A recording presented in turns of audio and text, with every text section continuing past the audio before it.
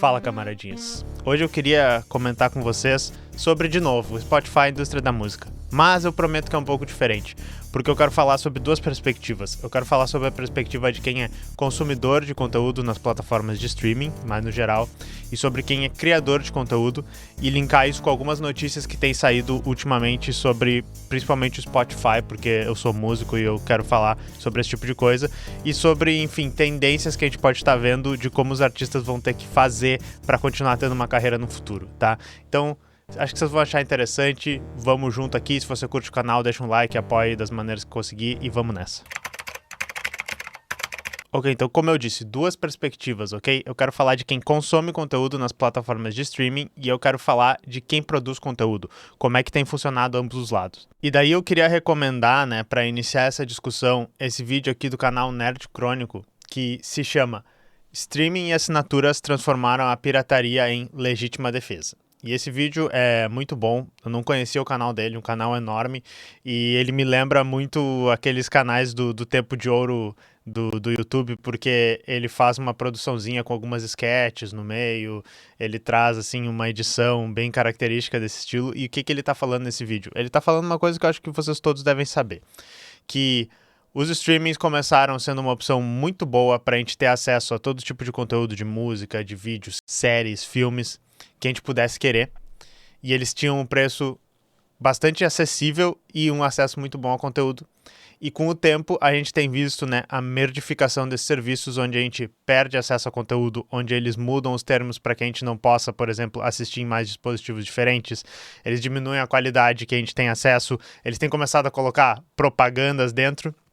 E tá virando uma situação em que a gente já tá começando a pensar, que nem o amigo aí do canal, era melhor a gente retornar a como a gente fazia antes, que era procurar as coisas em qualquer lugar na internet, baixar um torrentzão pra ver todas as séries, porque hoje está ficando cada vez mais difícil ter uma boa experiência com esses serviços que são pagos e que a gente escolhe porque deveria ser mais conveniente, é a maneira legal de fazer, é a maneira que tá apoiando os artistas.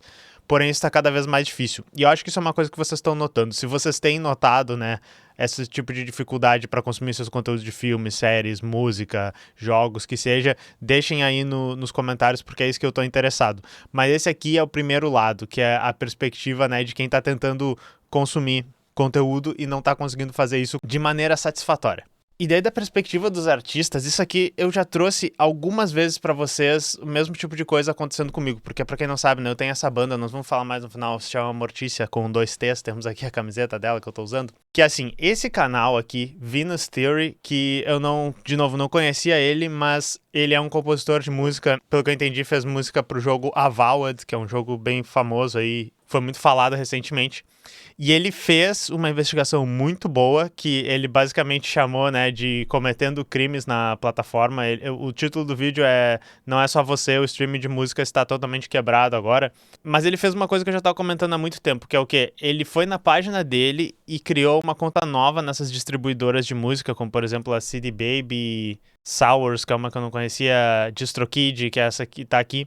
E ele conseguia colocar músicas para dentro da página dele sem ser o artista. Ele conseguia colocar músicas dentro da página dele, fazendo collab de artistas que não existiam com ele, e essas músicas apareciam lá, e todos os dados dessas músicas eram, essa música é inválida, essa música não é desse artista, eu estou colocando essa música aqui maliciosamente nessa página, e enfim, não tem nenhum tipo de verificação muito maior, além do que todos os campos estão preenchidos e está indo para o lugar certo, e daí essas coisas apareceram na página dele e ele não tem acesso ao suporte para reclamar desse tipo de coisa, e na real ele não estava fazendo isso, né, tirando isso do nada, que nem eu disse, eu trouxe para vocês que já aconteceu algumas vezes comigo, de eu ver a página de um artista que eu sigo e que eu gosto muito da música, apareceu uma música nova, eu vou escutar a música e era uma música spam de IA que tinha sido criada por uma outra pessoa que nem parecia aquele artista.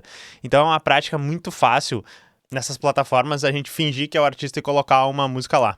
E daí o que a gente fica se perguntando, eu ainda vou chegar mais nisso, é tipo, o que essas plataformas estão fazendo de verdade? Porque a gente paga elas para distribuir, as coisas aparecem dentro das plataformas, mas eles aparecem, não tem quase nenhum suporte além disso, não tem quase nenhum tipo de verificação, tanto que nem eu disse, todo dia acorda, né, um demônio aqui na minha cabeça dizendo, quem sabe você não pede para colocar uma música sua lá no perfil do System of a Down.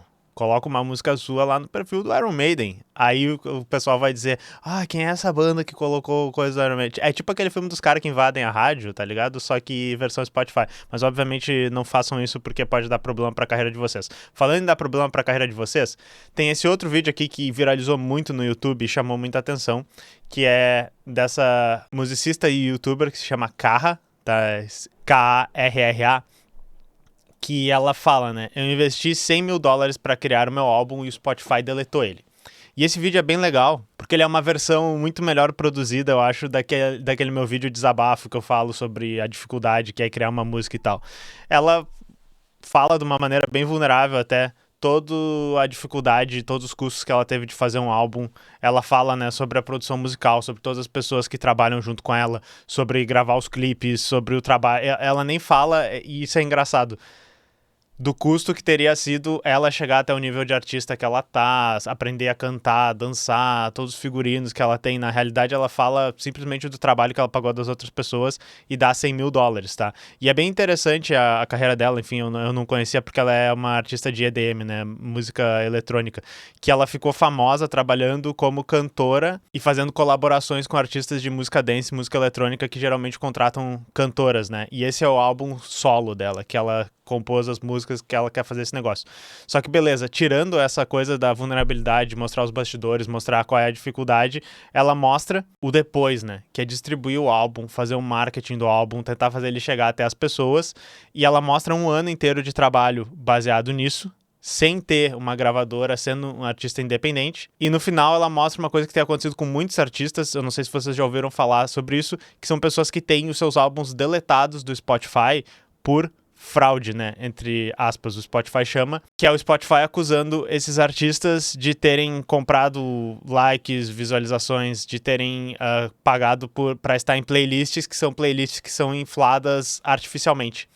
E esse é um grande problema que está acontecendo. Eu vi acontecer com bandas aqui da região do Rio Grande do Sul. Aconteceu com a banda Distraught, por exemplo, uma banda clássica aqui de metal pesado de Porto Alegre. Realmente existem fraudes no Spotify de artistas que estão comprando, né, plays, que estão comprando bots para ficar ouvindo as coisas.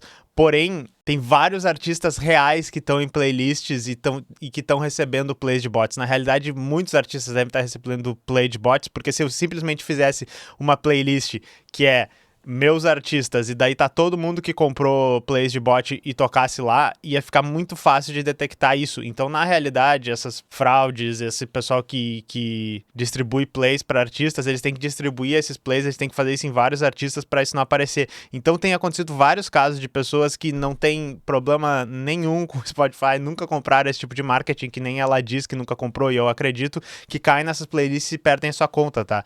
Então, esse vídeo aqui, inclusive, o Venus Theory fala também sobre esse problema aqui no primeiro vídeo dele. Então, esses dois vídeos juntos, eles mostram que tem um grande problema. Os artistas, eles precisam estar nessas plataformas, eles estão só trabalhando, eles estão criando o seu trabalho. É isso que é legal do vídeo da Karra ali, que ela mostra todas as pessoas envolvidas, ela mostra todo o trabalho que foi, acho que 2 anos de trabalho para fazer esse álbum, e ela mostra como essa total dependência no Spotify basicamente destruiu, né, todo esse trabalho que ela fez. A conclusão dela, que é bem interessante, é assim, gente, eu sou youtuber também, né, eu tô criando conteúdo, que é uma coisa que, enfim, eu concordo totalmente com ela. Ela tem muita coisa para oferecer de produção musical, de composição, nesse formato do YouTube, que é um formato que paga dinheiro. E dela disse, eu vou continuar fazendo isso, eu tenho que ser influencer, eu tenho que fazer esse tipo de coisa, e a música vai ter que ser uma coisa que complementa, que eu vou vender por outras maneiras. Ela também vende pacotes de samples, de voz, esse tipo de coisa. Então, ela é uma pessoa que tem uma carreira relacionada com música, mas que não é de artista, porque pra ter uma carreira de artista independente, tá meio que impossível. E daí, que nem eu disse, como é que a gente vincula esses dois lados, tá? A merdificação, que a gente já tem um vídeo aqui no canal falando sobre isso, é algo parecido com o que tem acontecido com o Uber, que é, agora que a Uber tem uma posição no mercado mais avantajada e ela finalmente dá dinheiro, porque ela tá conseguindo espremer dos dois lados, tanto da pessoa que trabalha no Uber, né, oferecendo as corridas, versus a pessoa que consome as corridas do outro lado. A gente sente que esses dois lados estão perdendo, que agora tá pior as condições de trabalho para os motoristas. A gente vê pessoas com os carros totalmente estoporados, a gente vê pessoas que a gente vê que tá se matando de trabalhar e estão tirando muito pouco, e às vezes a gente pega uma corrida no Uber lá que deu 30 e poucos reais e o motorista vai estar recebendo 10, entendeu? Volta e meia eu tenho conversas com motoristas de Uber e a gente fica calculando lá as taxas e tal, e os dois ficam putos, tá ligado? E hoje essas plataformas de streaming, mas eu tô falando do Spotify aqui especificamente porque é o que eu entendo mais, elas têm feito esse processo de ser um intermediário que tá sugando tudo, tá? Porque hoje o Spotify, uma coisa que eles falam nos vídeos ali em cima, paga as pessoas por um modelo diferente. Eles mudaram isso faz um tempinho atrás, que é, ao invés de toda vez que tocam a tua música, tu receber um X, né, centavos, que o pessoal diz 0,000 centavos, não é assim mais que funciona. Toda vez que tocam a tua música, você entra num ranking, né, de quantas vezes a sua música foi tocada. E daí depois eles vão juntar todo o bolo de grana que o Spotify tem para distribuir e vão ranquear os artistas e dizer assim, se você recebeu até aqui, você vai receber esse cortezinho, tá? E qual é o problema disso? Agora, se os artistas eles têm uma música que recebeu menos de 1.000 plays no ano, você recebe 0, tá? E eles fizeram essa mudança dizendo, isso vai ser bom, porque daí vai sobrar mais dinheiro para os artistas que estão sendo mais tocados. Só que o que acontece, tá? Os artistas que são mais tocados, em que inclusive tem termos melhores, que ganham mais nesse tipo de divisão, são os artistas que estão em gravadoras. Tá. Então hoje o Spotify, que era para ser um lugar de artistas independentes, que é fácil de tu publicar tua música, ele tá totalmente cooptado pelas gravadoras. Inclusive as gravadoras, elas têm investimento dentro do Spotify, né? Obviamente elas fazem lobby dentro do Spotify para que basicamente aconteça o quê? Os artistas deles que já são grandes, têm todo o apoio, têm marketing, têm espaço diferenciado dentro do Spotify, ainda ganhem uma porcentagem maior dos lucros dentro do Spotify. E daí, que nem eu disse, a vantagem que a gente tinha, que era a grande dificuldade antes, né, de existir essas plataformas de streaming, antes de existir a internet, que é entrar nessas plataformas, distribuir a nossa música para que chegue em todo mundo, se tornou uma situação muito estranha.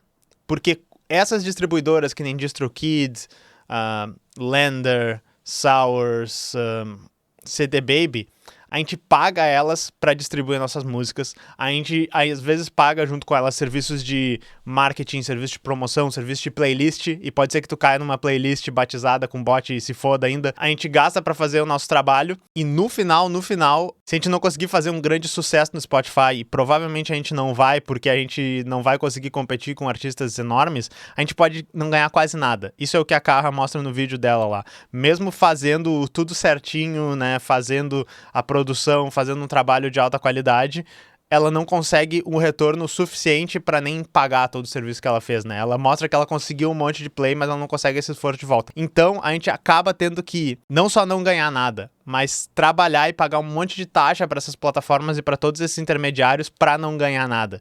E a cereja do bolo que tem é que algumas dessas plataformas elas estão começando a ser controladas diretamente pelo Spotify. O Spotify é dono dessas plataformas de distribuição, ou indiretamente, porque essas plataformas de distribuição, por o Spotify ser, né, a maior plataforma, elas acabam tendo que seguir todo tipo de regra e acordo que seja feito com o Spotify. E de novo, lembrando, parece que elas fazem muito pouca coisa. Elas só parece que mandam um arquivo de um lugar pro outro, porque nem para elas fazerem o discernimento de se é falso aquele artista, para ter algum tipo de suporte para as pessoas que estão ali, parece que isso funciona, visto vários relatos que eu trouxe aqui para vocês em cima nos vídeos ali. Então hoje a gente tá numa situação muito estranha que os meios legais de distribuir música, eles não valem mais quase nada para os artistas independentes. A gente tá pagando para trabalhar e a gente não recebe nada do Spotify. Então a gente fica se perguntando, eu começo a me perguntar, né, voltando pro tema da pirataria, o que tá nos impedindo de abraçar um compartilhamento livre das coisas que a gente tá fazendo, da nossa música de graça, que já é o que a gente tá fazendo.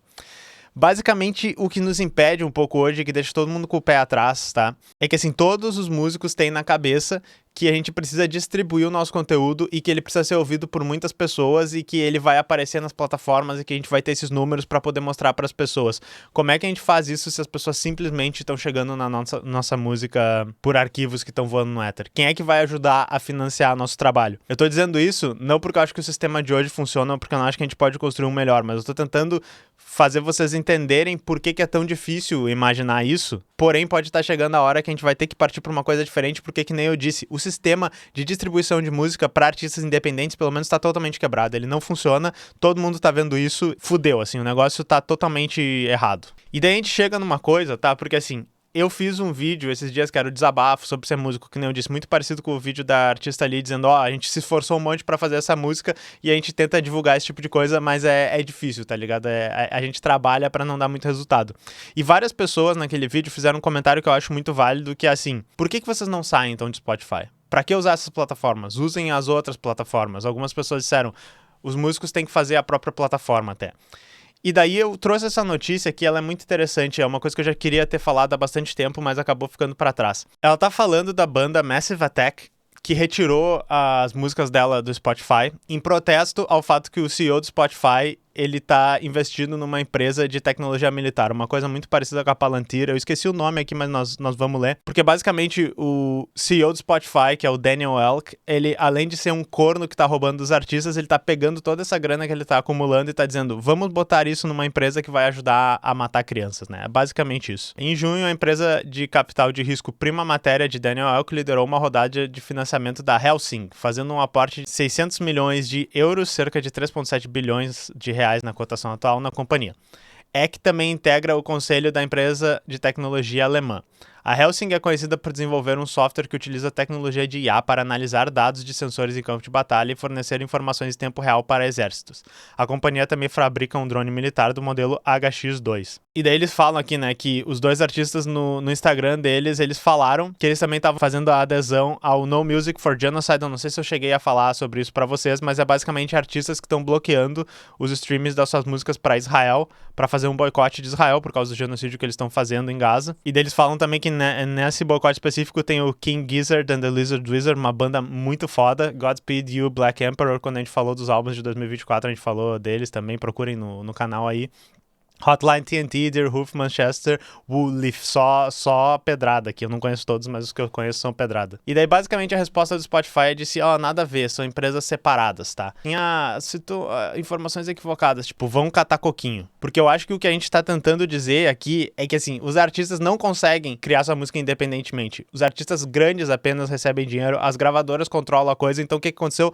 Nós estamos 30 anos no passado de novo. Nós estamos pré-MP3 na situação de criação de música. E daí, obviamente, o perdigoto de merda em cima do bolo de merda que é essa indústria da música é o fato de que as pessoas que estão virando bilionários por causa dessa indústria da música pegam esse dinheiro e podem usar ele pra investir diretamente numa indústria de guerra. Ou seja, não só explorar humanos da maneira tradicional, mas tipo, não, vamos ajudar a massacrar humanos, tá ligado? Isso é que revolta as pessoas. E daí, assim, até eu ia dizer, ok, vamos sair do Spotify. O problema, tá, pessoal, e que eu quero dizer, e notem, eu não tô passando pano pro Spotify, vocês vão entender. Ia ser muito legal de fazer isso, mas é porque o lado dos músicos, tá, é que a gente não tá muito afim de colocar mais um obstáculo na nossa carreira de músico independente e basicamente fugir de onde o público tá. Então algumas pessoas falaram, por que os músicos não constroem as suas próprias plataformas? Isso seria ótimo, mas na maioria, tirando o fato, eu sou um cara da tecnologia, sou programador e tal, mas na maioria os músicos são músicos, né? As pessoas, elas querem trabalhar com música, elas não querem trabalhar com marketing, elas não querem trabalhar geralmente com produção de vídeo, elas não querem trabalhar com desenvolvimento de software, suporte aos usuários, a gente quer trabalhar fazendo a nossa música. E daí, assim, a gente tem que construir a nossa carreira, a gente tem que construir a cena no local, a gente tem que conciliar outros aspectos da nossa vida. Então, não sei se vocês estão ligados, a minha banda aqui, a Mortícia, a gente tenta construir a cena local, a gente faz vários festivais. Essa aqui é um vídeo do nosso último festival que a gente fez, a gente chama Mortfest.